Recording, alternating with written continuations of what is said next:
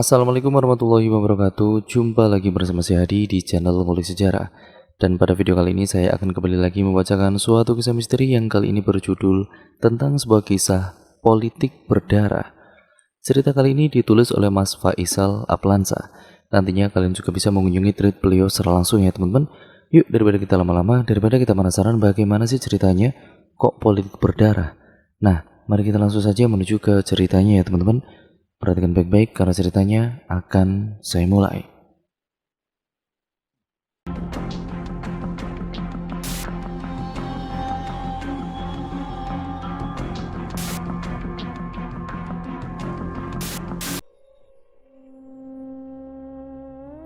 Tahun ini adalah tahun pemilihan umum atau pemilu bagi Kota Z.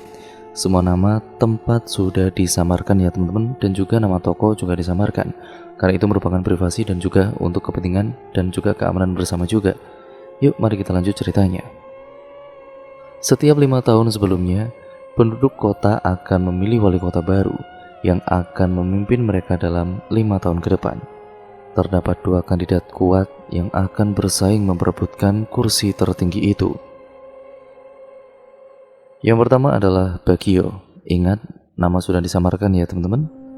Wali kota Z saat ini. Setelah memimpin selama 2 periode lebih, atau 10 tahun, nampaknya orang tua ini masih berambisi untuk menduduki jabatan tersebut. Selama kepemimpinannya, banyak sekali masalah yang tidak teratasi. Penggusuran kampung kumuh untuk dijadikan mal dan juga apartemen. Pengolahan sampah umum yang buruk sekali sehingga menyebabkan banjir. Dan banyak lagi masalah lain yang cukup panjang bila dibahas satu persatu. Semua problem ini sudah muncul sejak pertama kali ia menjabat. Masyarakat sudah bisa mengendus kebusukannya. Bagio hanya mengeruk keuntungan uang rakyat saja. Tentu, isu korupsi sering mencuat, namun entah bagaimana dengan kekuatan politiknya, Bagio bisa meredam semua isu tersebut. Ya, Bagio memang didukung oleh kekuatan politik yang kuat. Partai pengusungnya merupakan partai yang juga mengusung presiden saat ini. Dukungan dana, kekuasaan, simpatisan, serta statusnya sebagai petahana membuatnya begitu yakin akan memenangkan pemilu wali kota tahun ini untuk ketiga kalinya. Berbeda dengan Bagio, Jordan, calon kedua wali kota Z ini adalah seorang anak muda, bergelar Magister Manajemen Pemerintahan, dan usia yang masih begitu belia. Ia dengan penuh keberanian menantang Bagio. Jordan adalah pemuda yang cerdas, kritis, dan pemberani. Kritikan-kritikan pedasnya selalu diarahkan kepada kepemerintahan Bagio saat ini, baik melalui koran, sosial media, bahkan televisi. Hal ini yang membuat partai-partai kecil kemudian meliriknya sebagai kader. Setelah mendapat dukungan dari beberapa partai minor, Jordan akhirnya memberanikan diri untuk maju ke pemilu wali kota. Bagaimana dengan masyarakat kota Z? Tentu mereka sangat menginginkan Bagio lengser dari jabatannya. Mereka tahu bagaimana kengerian kekuatan politik yang ditunjukkan partai Bagio. Mereka tidak ragu untuk saling sikut, baik saling melempar hinaan, menyogok aparatur hukum, black campaign, bahkan tidak segan-segan menggunakan kekerasan. Mereka menghalalkan segala cara agar Bagio bisa kembali memimpin kota Z. Contoh yang paling nyata adalah nasib dari penantangnya di pemilu 5 tahun lalu yang hilang entah kemana. Warto, seorang politikus sekaligus ketua umum sebuah partai kecil, 5 tahun lalu menantang Bagio yang kala itu baru memimpin selama 1 periode. Warto yang merupakan orang asli kota Z dikenal sebagai orang yang ramah dan bersahaja di tengah-tengah masyarakat. Kontribusinya pada kota Z begitu banyak sekali. Ia bersama partainya kerap kali mengadakan kegiatan amal, kegiatan sosial, santunan-santunan, bahkan membantu perkembangan untuk rakyat kecil. Berbeda dengan Jordan yang banyak melontarkan kritik-kritik, Warto justru memfokuskan diri untuk menolong rakyat kota Z. Hal itu jelas mencuri hati sebagian besar penduduk kota. Namun, setelah memutuskan secara resmi mencalonkan diri di pemilu saat itu, kesehatan Warto tiba-tiba memburuk. Ia yang dikenal anti rokok, sering berolahraga, dan selalu makan makanan sehat, tiba-tiba terkena penyakit yang sangat-sangat aneh. Badannya mengurus, perutnya membuncit, wajahnya menua, dan rambutnya memutih. Hanya dalam waktu beberapa bulan saja. Semenjak itu, Warto tidak lagi dapat berkampanye atau melakukan kegiatan partainya. Hal ini kemudian dimanfaatkan oleh kubu Bagio, mengambil kembali simpati masyarakat kota Z. Tentu, siapa yang akan memilih wali kota yang sakit-sakitan seperti itu? Selain kesehatannya yang memburuk, tingkah Warto pun juga semakin aneh. Ia kerap kali terlihat berjalan di tengah malam seorang diri. Pandangannya kosong, mulutnya bergumam tidak jelas, seperti mengucapkan sebuah mantra Jawa. Warga yang mendapatinya seperti itu sempat menegur, namun Warto tidak bergeming, seolah-olah kesadarannya sudah hilang. Di rumah, istrinya mengaku bahwa Warto sering berteriak-teriak sendiri. Kejiwaannya terganggu, Warto sudah tidak waras lagi. Mengetahui hal itu, kubu Bagio jelas memanfaatkan situasi. Ia menghasut masyarakat bahwa Warto memiliki penyakit gila, tidak pantas untuk menjadi wali kota. Satu hari sebelum hari pencoblosan, Warto tiba-tiba menghilang dari rumahnya. Tidak ada yang tahu keberadaannya, bahkan istri dan juga keluarganya pun bingung. Polisi pun sudah berusaha mencari, namun Warto tidak juga dapat ditemukan. Banyak yang beranggapan bahwa Warto ini kumat gilanya. Mungkin ia berjalan-jalan lagi tanpa arah. Ada yang berspekulasi ia diculik, dibunuh, atau bahkan bunuh diri. Apapun pendapat masyarakat mengenai hilangnya Warto, hal itu tidak mempengaruhi hasil pemilu keesokan harinya. Tentu Bagio lah yang menang. Seolah sudah mengetahui bahwa Warto tidak akan ditemukan, Bagio yang telah menjabat wali kota secara resmi memberitakan untuk menghentikan pencarian. Ia menganggap banyak masalah yang lebih penting ketimbang mencari orang gila yang hilang itu. Hal itu sungguh menyayat hati keluarga Warto, namun mereka tidak bisa apa-apa, karena memang sudah lebih dari sebulan Warto tidak ditemukan. Partai kecil pengusung Warto pun tidak dapat melakukan apa-apa, selain menanggung malu atas tingkah calonnya itu. Kisah tentang Warto ini lambat laun akhirnya hilang di telan bumi. Sudah 5 tahun sejak peristiwa itu terjadi. Saat ini semua sudah melupakan Warto dan jasa-jasanya. Namun hal itu tidak mempengaruhi Jordan. Karena kecerdasannya, ia tidak hanya melulu mengkritik omong kosong. Ia mempelajari betul-betul bagaimana track record si Bagio ini. Bagio jelas unggul dalam segi kekuatan politik, unggul dalam segi pengalaman memimpin. Ia juga paham betul seluk-beluk kota Z. Meski citranya buruk di masyarakat, sepertinya itu akan teratasi dengan tindakan-tindakan nepotismenya. Jordan yakin Bagio akan melakukan politik kotor dengan menyogok kesana kemari, menggunakan metode pemilih palsu, menggunakan ancaman dan hal-hal licik lain untuk menang.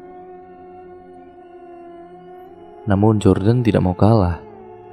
Ia terus berusaha mempelajari lawannya itu. Jordan memiliki beberapa mata-mata di kubu Bagio untuk terus mengawasi pergerakannya dan tim kampanyenya. Kasus Warto ini pun tidak luput dari pengamatan Jordan. Lalu ia kemudian mengumpulkan data dan fakta mengenai Warto. Jordan tidak mengenalnya karena kala itu ia sedang menempuh pendidikan magister di ibu kota. Namun ia yakin bahwa kasus Warto ini merupakan jalan baginya untuk menumbangkan Bagio dari singgasananya. Awalnya Jordan pesimis akan menemukan sesuatu yang bisa ia jadikan senjata. Pada kasus Warto ini, kemungkinan sangat kecil untuk Jordan menemukan sesuatu tindakan kriminalisme pada kasus ini. Bahkan hal itu belum tentu mengarah ke Bagio. Atau semisal kasus ini merupakan tindakan kriminal yang menyudutkan Bagio, tetap tidak cukup untuk menumbangkannya. Bagio dengan mudah menyogok aparatur hukum, hakim, dan juga jaksa.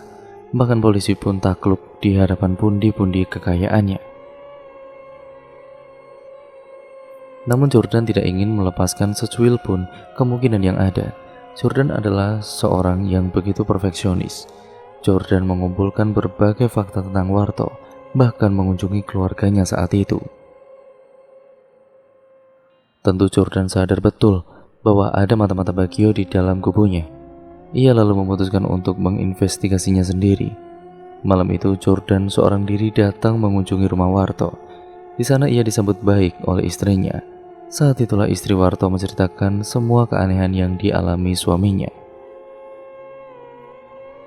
Menurut ceritanya, Warto mengalami penurunan kesehatan secara drastis.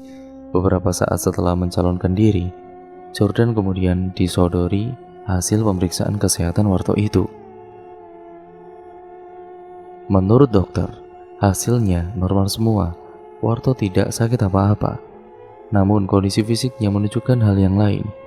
Ia bahkan menjalani serangkaian tes lengkap, mulai dari pengecekan darah, melakukan CT scan, foto ronsen, rekam jantung, dan lain sebagainya.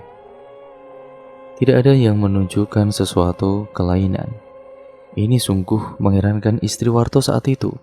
Terlebih lagi untuk Jordan yang mendengarkan cerita tanpa mengetahuinya secara langsung, sungguh tidak masuk akal.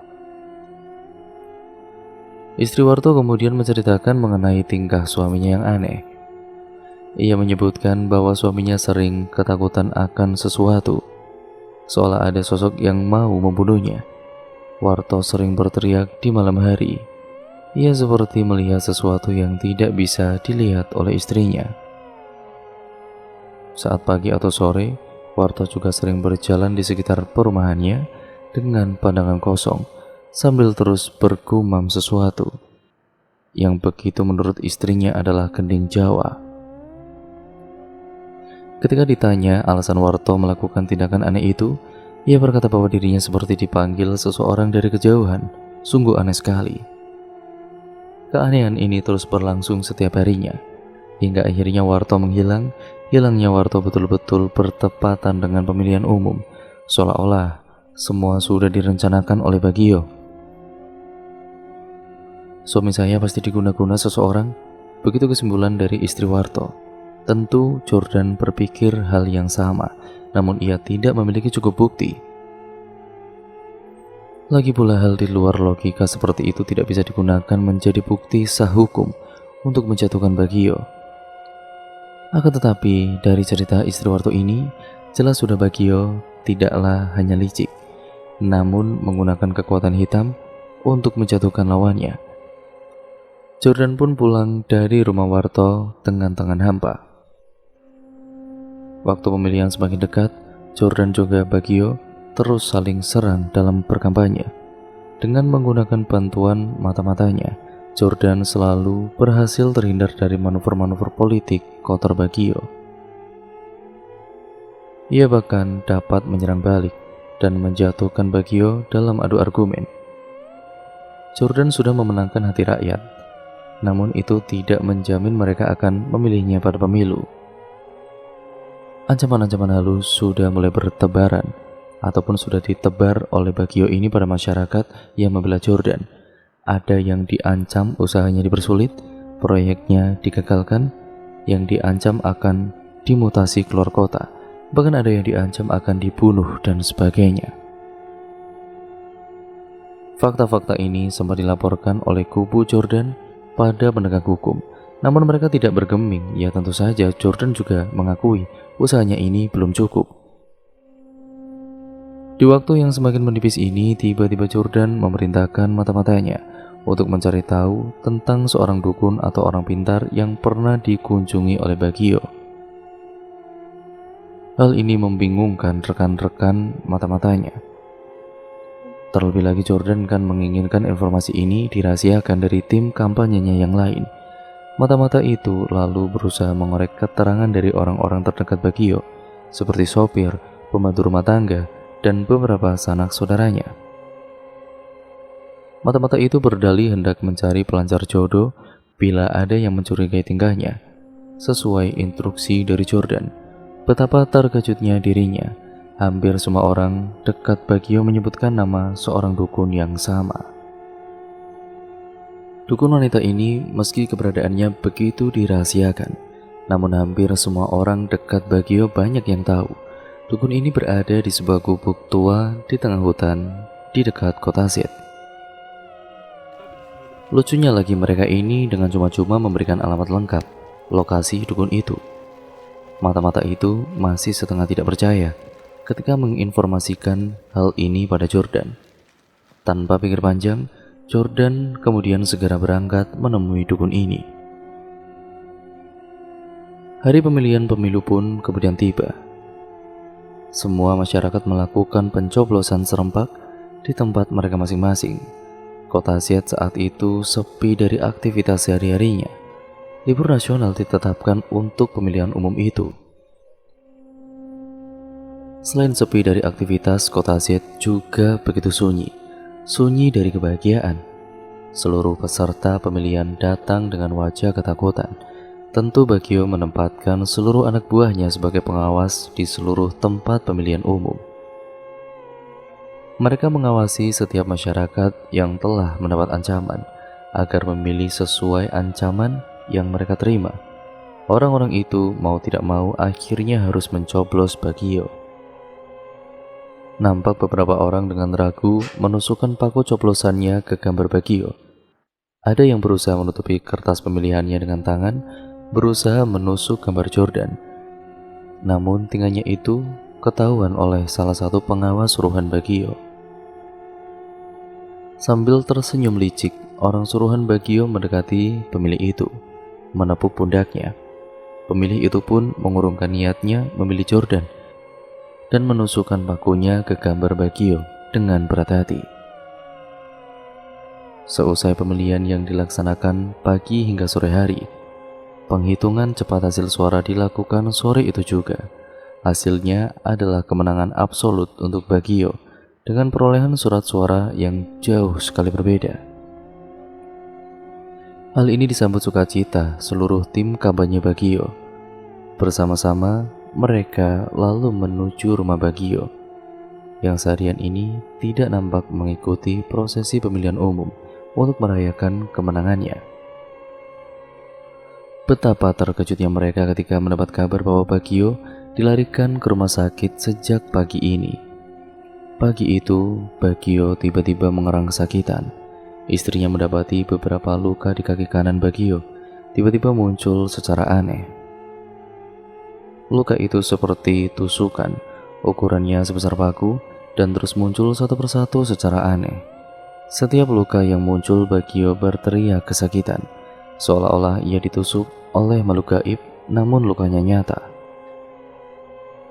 Tapi istrinya sadari, kakinya kini telah dipenuhi luka, darah mengucur deras, kakinya sekarang nampak seperti sarang lebah yang merah penuh darah. Tulang belulang kakinya ikut berlubang dan meremuk seketika. Bagio berteriak kesakitan, teriakannya menggelegar, menusuk gendang telinga yang mendengarnya. Luka gaib itu terus bertambah, merambat dari kaki ke lutut, ke paha hingga menghancurkan kaki kanannya. Kaki kiri Bagio mulai menunjukkan gejala yang sama, hingga lantai rumahnya bersimbah darah. Begitu pula dengan tangan dan juga wajahnya. Ambulan rumah sakit kemudian datang. Ajudan-ajudan menggendongnya ke mobil dengan meninggalkan kedua kaki Bagio yang sudah rapuh dan patah. Perawat rumah sakit yang ikut di dalam ambulan begitu kaget melihat kondisi pasiennya. Seorang paruh baya yang penuh darah dan kehilangan dua kakinya. Di dalam ambulan luka itu masih terus bermunculan. Kali ini Bagio tidak mampu berteriak lagi ketika luka-luka paku itu menusuk-nusuk alat kelamin dan perutnya, mengeluarkan seluruh isi perutnya. Darah muncrat ke sana kemari, membasahi seluruh wajah dan tubuh perawat dan ajudannya. Bagio meregang nyawa. Sesamanya di rumah sakit, mereka sudah dinantikan oleh beberapa perawat dan dokter pribadi Bagio di depan UGD dan telah menyiapkan bed dan juga peralatan medis penolong. Namun betapa terkejutnya mereka, bagian dalam ambulan itu dipenuhi darah di mana-mana. Wajah dan juga baju putih perawat ambulan itu juga berubah merah bersimbah darah. Yang lebih mengenaskannya lagi adalah kondisi Bagio yang sudah tidak bernyawa. Namun luka-luka itu masih terus muncul, memenuhi seluruh tangan dan dadanya. Dokter dan juga perawat berusaha mengangkat tubuh Bagio. Namun, kedua tulang tangannya remuk dan terlepas dari badannya. Badan Bagio tidak ikut terangkat. Seorang perawat wanita yang ikut membantu mengangkatnya berteriak keras melihat tangan Bagio terlepas. Ia kemudian melepaskan pegangannya hingga tubuh Bagio terjatuh menghantam tanah. Luka itu kini sudah sampai di kepalanya. Tengkoraknya remuk ketika jatuh ke tanah dan kemudian membuat otaknya itu terburai keluar. Saat itu tukang parkir, perawat, beberapa pejalan dan juga pasien-pasien yang tengah mengantri di UGD menyaksikan kejadian mengerikan itu. Ada yang berteriak histeris, bahkan ada yang sampai pingsan melihat darah dan organ manusia yang terurai. Seorang dokter lalu memberanikan diri memungut organ dalam dan anggota tubuh Bagio yang berserakan di tanah dan di ambulan itu, mengumpulkannya, kemudian meletakkannya di atas bed. Dokter yang lain kemudian mengangkat tubuhnya ke atas bed, kemudian mereka mendorongnya menuju kamar jenazah. Luka-luka kecil itu masih terus muncul bahkan dengan kondisi jasad Bagio yang sudah sangat mengenaskan.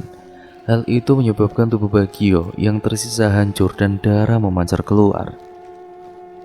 Tidak tahan dengan darah yang begitu banyak, perawat kamar jenazah pun mengambil sebuah bak besar dari plastik, kemudian meletakkan semua apa yang tersisa dari jasad Bagio beserta organ-organ tubuh dan tangannya. Keluarga dan juga beberapa orang terdekat Bagio kemudian mengumumkan bahwa pagi itu Bagio meninggal dunia karena serangan jantung. Hal ini tentu menggemparkan seluruh penjuru kota Z. Simpatisan penduduk setia serta anggota partai pengusung Bagio tidak diperkenankan melihat jasadnya. Tentu saja karena memang tidak ada yang bisa dilihat dari jasad Bagio. Seluruh tim kampanye Bagio pun diliputi tanda tanya besar akan kejadian misterius itu. Namun kekhawatiran mereka lebih kepada hasil pemilu hari ini. Keesokan harinya setelah mengkonfirmasi kematian dari calon wali kota pemenang pemilu, maka pihak panitia pemilihan yang diwakili oleh pejabat ibu kota dengan berat hati mengumumkan kemenangan diberikan kepada calon wali kota pesaing Bagio, yaitu Jordan. Siang itu seluruh warga tumpah ruah ke jalanan merayakan kemenangan Jordan dengan gegap gempita. Jordan dan seluruh timnya diarak keliling kota. Perayaan besar-besaran diadakan secara dadakan oleh masyarakat di situ. Hari itu seolah menjadi hari di mana tirani kekejaman seorang Bagio runtuh setelah 10 tahun lamanya dia menjabat di daerah itu. Kota Z segera memulai babak baru di bawah kepemimpinan dari Jordan.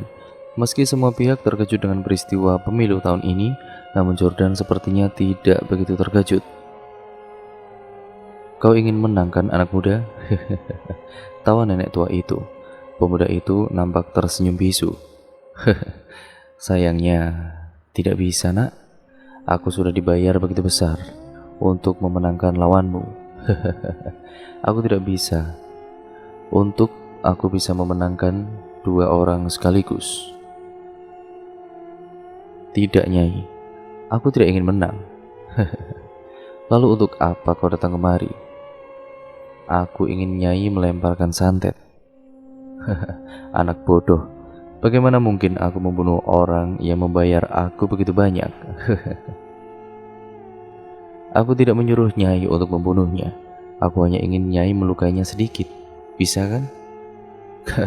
Keras kepala. Memangnya kau berani membayarku berapa? Pemuda itu lalu menyodorkan sebuah koper yang penuh berisi uang. Ini adalah bayaran yang lebih dari cukup untuk sekedar melukai. Baiklah anak muda, bagaimana kau mau melukainya? Tapi aku ingatkan sekali lagi, aku hanya melempar santet untuk melukainya. Aku hanya ingin Nyai mengirimkan santet pada gambar dirinya di semua kertas suara pemilu besok, sehingga setiap paku yang menusuk gambarnya benar-benar melukai dirinya yang asli. Mudah bukan? Nenek tua itu terdiam kaget. Nyai juga tidak akan dipersalahkan. Nyai kan hanya menyantet untuk melukai. Tusukan paku kecil tidak akan membunuhnya kan? Cerdas sekali kau anak muda. Dan cerita pun akhirnya selesai sampai di sini ya teman-teman. Bagaimana menurut kalian cerita kali ini? Kalian pasti benar-benar terkejutkan dengan plot twist yang ada di cerita kali ini. Saya pun juga sama, ternyata kok akhirnya seperti itu.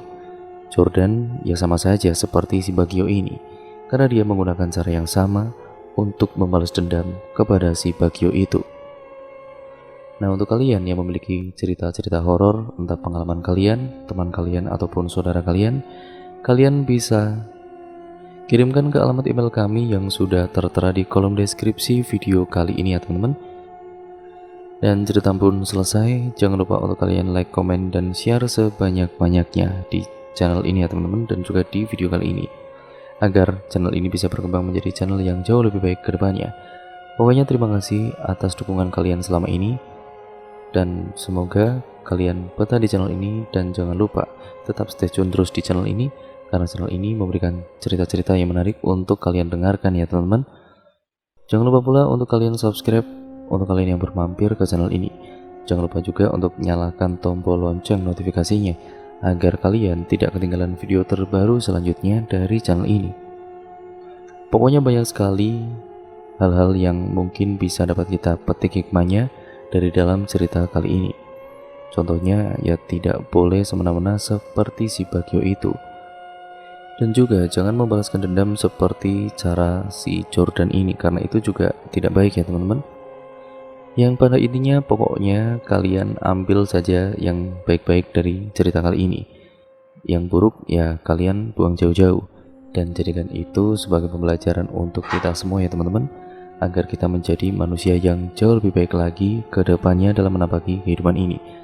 Sekian video ini saya akhiri ya teman-teman. Kurang lebihnya pokoknya mohon maaf apabila banyak salah kata ataupun artikulasi saya mungkin kurang jelas, ataupun pembawaan saya terlalu cepat atau mungkin bahkan terlalu lambat. Saya mohon maaf yang sebesar-besarnya ya teman-teman. Ya sudah, saya pamit dari video kali ini, dan sampai berjumpa di video terbaru selanjutnya dari channel ini ya teman-teman. Pastikan kalian tetap stay tune terus di channel Ngulik Sejarah. Sekian, wassalamualaikum warahmatullahi wabarakatuh.